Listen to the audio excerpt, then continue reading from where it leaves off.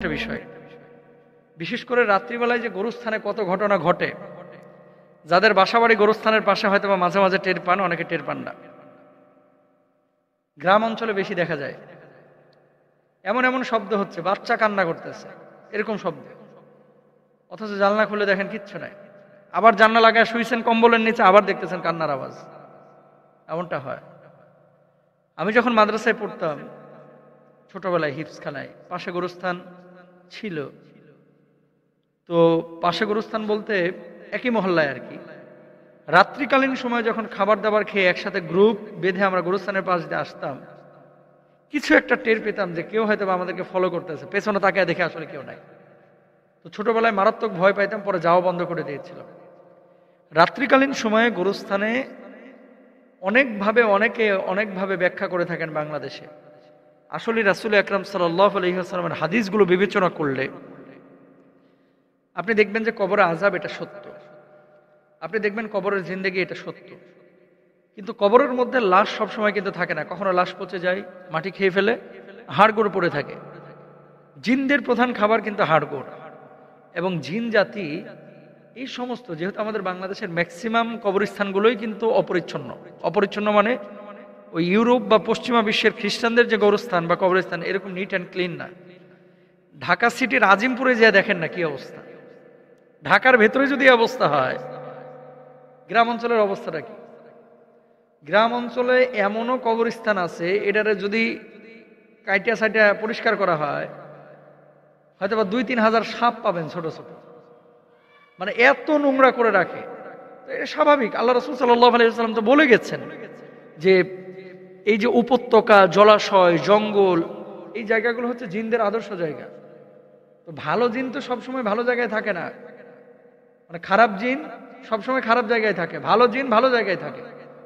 এরা মানুষকে ওয়াসওয়াসা দিতে পছন্দ করে, ভয় দেখাইতে পছন্দ করে। তো এই জন্য গোরস্থানগুলোকে আপনাদেরকে একটা কথা সবাইকে বলি, বিশেষ করে এলাকা ভিত্তিক যে গোরস্থানগুলো আছে এগুলো আপনারা নিট অ্যান্ড ক্লিন রাখবেন। যদি এই সমস্ত বিড়ম্বনায় পড়তে না চান, পরিষ্কার পরিচ্ছন্ন রাখবেন। জঙ্গল রাখতে হবে গোরস্থানকে, এটা জরুরি না। বা দেয়াল নির্মাণ করে অথবা আপনার ঘিরে রাখতে হবে, জরুরি না। কিন্তু জঙ্গল এগুলো রাখবেন না। অনেক সময় বাঁশ উঠে একটা কবরস্থানে ওই বাঁশ ঝাড় হয়ে গেছে, বড় বাঁশ ঝাড় কাটতেছে না কেন রে ভাই? আপনার এই কবরস্থান থেকে যেহেতু বাঁশের ফালি দেওয়া হয়েছে চাটাইয়ের নিচে ওপরে, তো এই বাঁশ থেকে বাঁশ ঝাড় হয়েছে, 100টা বাঁশ হয়ে গেছে। তো আপনি বাঁশগুলো কাটতেছেন না কেন? কবরস্থানের বাঁশ তো কেটে আপনি ব্যবহার করতে পারবেন।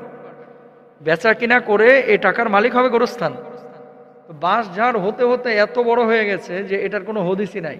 আপনাদেরকে একটা কথা বলি, রাত্রিবেলায় যদি এরকম আওয়াজ পান গোরস্থানের পাশ থেকে, আপনারা জানালা খুলবেন না, বরং যেটা করবেন আয়াতুল কুরসি পড়বেন।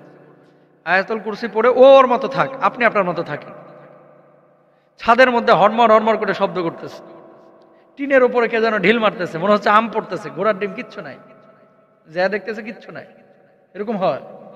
এসব ক্ষেত্রে আপনাদেরকে বলবো আয়াতুল কুরসিটা সবসময় চলমান রাখবেন। আর সূরা বাকারা এর আগেও একদিন বলেছি, এটা পারলে লাউড স্পিকার একটু সাইডে রাখেন। যখন দেখবেন যে আপনারা ঘুমাইতেই দিচ্ছে না বা খুব ডিস্টার্ব করতেছে, জানালার কাছে মোবাইল ফোনটা লাউড স্পিকারে সূরা বাকারা সাইডে ধুয়ে দিবেন। আপনি বলবেন যে এটা কি রাসূল সাল্লাল্লাহু আলাইহি ওয়াসাল্লাম বলছে যে জানালার কাছে মোবাইল রাখতে? তো নবীর জামানায় কি মোবাইল ছিল? নবীর জামানায় তো মোবাইল ছিল না, কিন্তু এগুলো তো কোরআনের তদবির, কোরআনের চিকিৎসা। কারণ আমরা ফোন দেওয়া শুরু করবে, হুজুর আমার গোরস্থানে সাপ দেখছি, আমার গোরস্থানে গরু দৌড় মারছে দেখছি, আমার গোরস্থানে কি যেন দেখছি, শুরু হয়ে যাবে। না, আপনাদেরকে বলি গোরস্থান পরিষ্কার রাখবেন।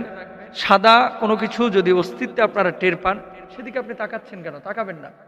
তো গোরস্থানে রাত্রিবেলায় যাওয়ার চেষ্টাও করবেন না। অনেক সময় গর্ভবতী মহিলারা গোরস্থানের পাশ দিয়ে যান, সমূহ সম্ভাবনা আছে ইফেক্ট করার। প্রেগনেন্ট কোনো মহিলা গোরস্থানের পাশ দিয়ে রাত্রিবেলায় এরকম হেঁটে যাবেন না।